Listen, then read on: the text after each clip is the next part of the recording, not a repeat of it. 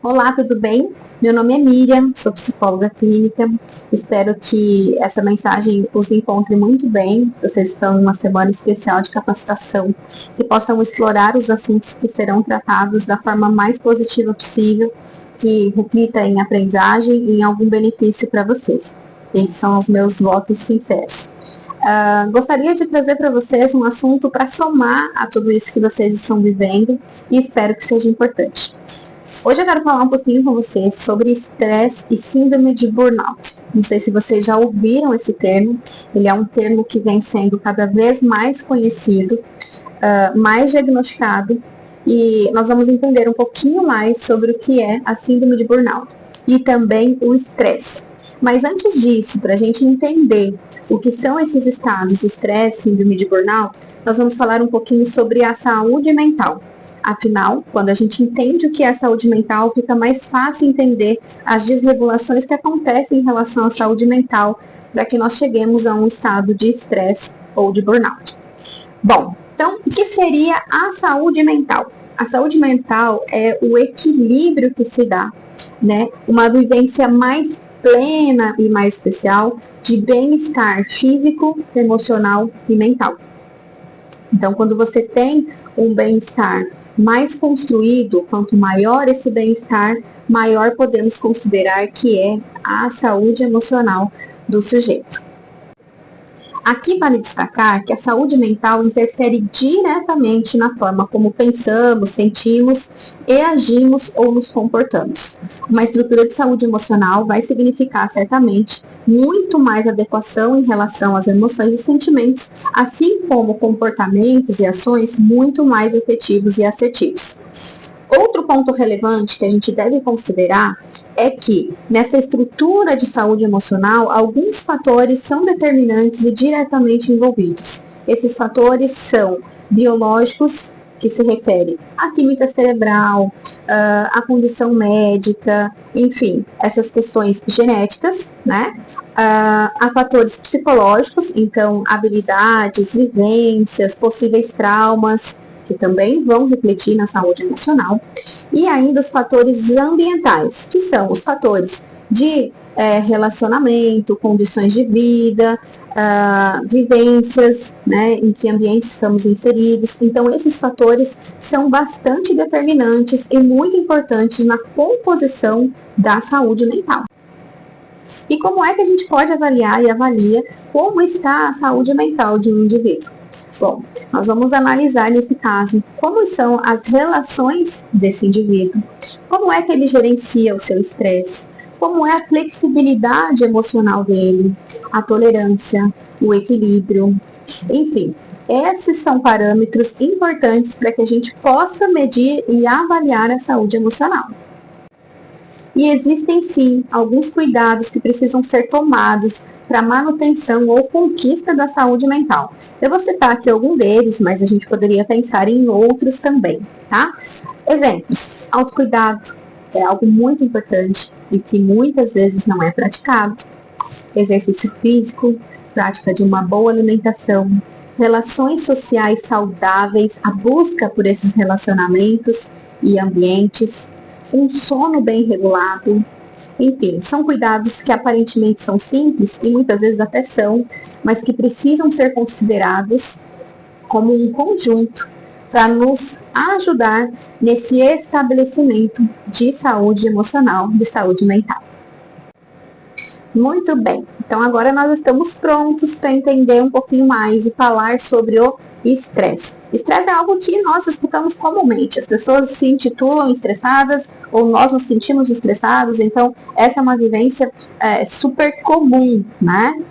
Comum por quê? Porque de fato o estresse ele é uma resposta absolutamente natural às situações que são percebidas, né, por nós, pelo nosso organismo, como situações ameaçadoras, como situações exaustivas e como situações desafiadoras. Então, vale entender, né, para não patologizar tudo, que o estresse é uma resposta natural. No entanto, nós temos desenvolvimento de estresse, né, e especialmente duas categorias, que é o estresse agudo e o estresse crônico. No estresse agudo, nós temos a situação que é uma resposta imediata a situações específicas e que geralmente tem, então, um período de tempo de duração mais curto. Já no estresse crônico, nós temos a soma de situações, uma densidade muito maior, com um prazo de duração, né? Ou seja, ele perdura por um tempo maior. Então, esse diferencial é muito importante. E como é de se esperar, o estresse também tem os seus sintomas. Aliás, uma amplitude de sintomas bastante extensa. Eu vou citar alguns aqui, se enquadrando nos critérios comportamentais, emocionais e físicos. Como sintomas físicos, vamos exemplificar: dor de cabeça, cansaço, esgotamento, problemas intestinais, distúrbios de sono, distúrbios alimentares, dores musculares, dentre outros.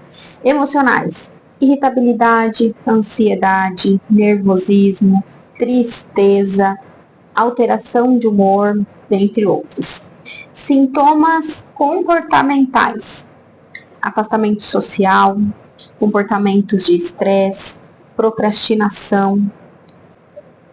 Agora vamos falar sobre o gerenciamento desse estresse, que é tão importante.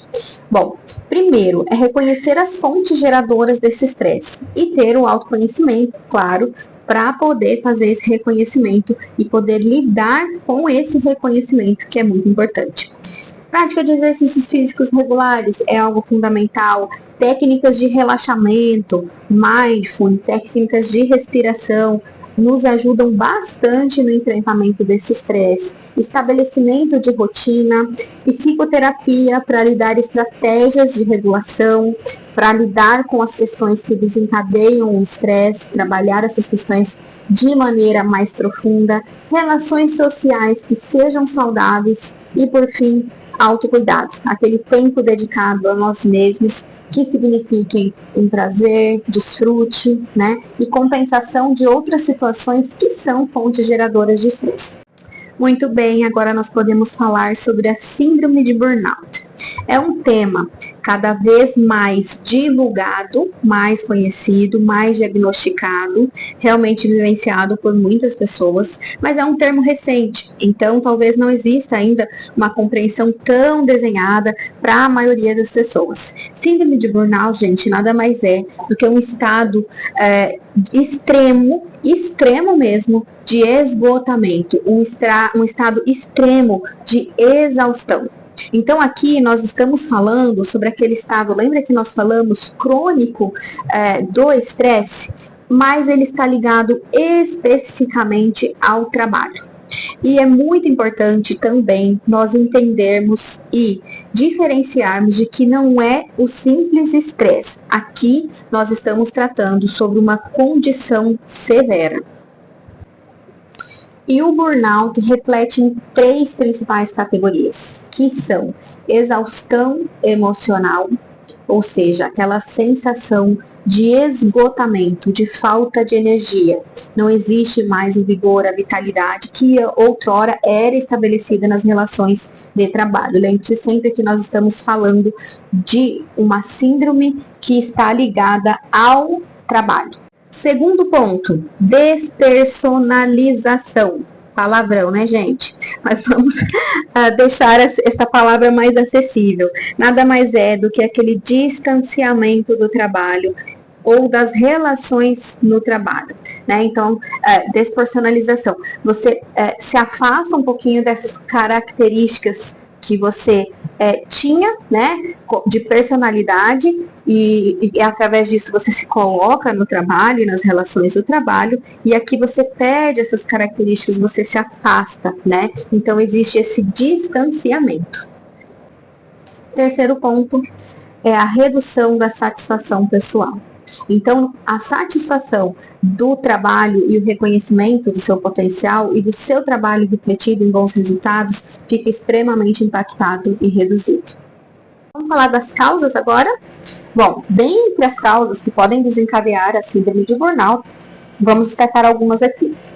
Sobrecarga, demandas excessivas de trabalho, prazos apertados, altas expectativas, tanto da pessoa quanto do próprio trabalho, falta de reconhecimento, ambientes tóxicos que podem envolver o assédio moral, a falta de apoio, conflitos, enfim, coisas que estão relacionadas a esse ambiente laboral, né?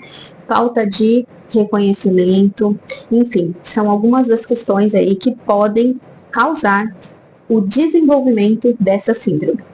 Então, em termos de impacto, aqui nós temos um impacto muito significativo, como eu disse, trata-se de uma síndrome severa que é estendida às outras áreas da vida, também mencionei isso anteriormente. Então, nós temos grandes dificuldades em relação às relações, ao desempenho e também à satisfação. Os sintomas. Sobre os sintomas, nós vamos retomar e entender aqueles mesmos sintomas já tratados no estresse, que nós acabamos de conversar e estabelecer um pouquinho, mas entendendo que aqui nós temos um grande foco para o ambiente de trabalho. Claro, não se limita a ele, né? Porque a pessoa que desenvolve a síndrome leva essa síndrome para além do ambiente de trabalho. Mas os reflexos, principalmente ali no que se refere ao comportamental, está muito ligado ao trabalho. Então, o que a gente pode ter como adicional? Queda de rendimento, baixo desempenho, enfim, são questões assim específicas do trabalho que nós estamos analisando agora e que são contidas como resultantes dessa síndrome. E assim como fizemos ali no estresse, vamos falar um pouquinho sobre mecanismos de controle, mecanismos de enfrentamento em relação à síndrome de burnout? Bom, aqui nós podemos considerar, assim como consideramos no estresse, algumas questões ali em relação ao cuidado de alimentação, rotinas, exercícios físicos, isso é muito válido. E além disso, também ponderar mudanças que possam acontecer no próprio ambiente de trabalho, mudanças significativas em relação a rotinas, carga horária, coisas dessa magnitude, né? O acompanhamento psicoterápico aqui, ele é muito válido, porque como nós dissemos, trata-se de uma síndrome severa.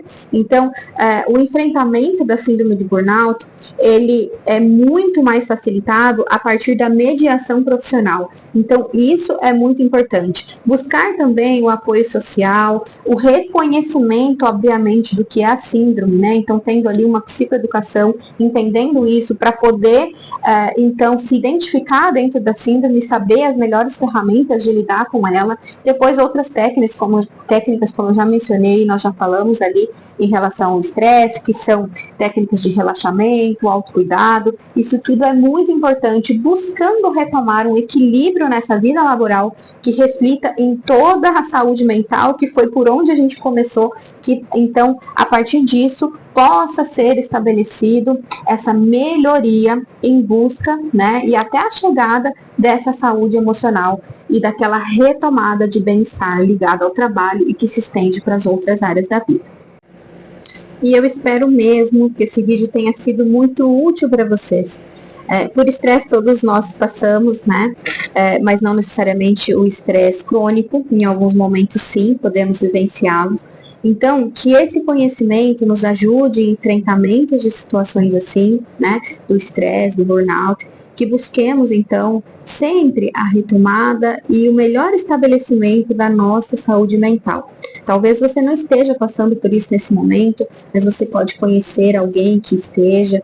Então, que esse conhecimento, que é muito básico, possa ser compreendido e levado a outros também, que o maior número de pessoas possam ser beneficiados de informações que, de fato, vão ser válidos para algo que é tão precioso, que é a saúde mental. Um grande abraço. Bom evento para vocês.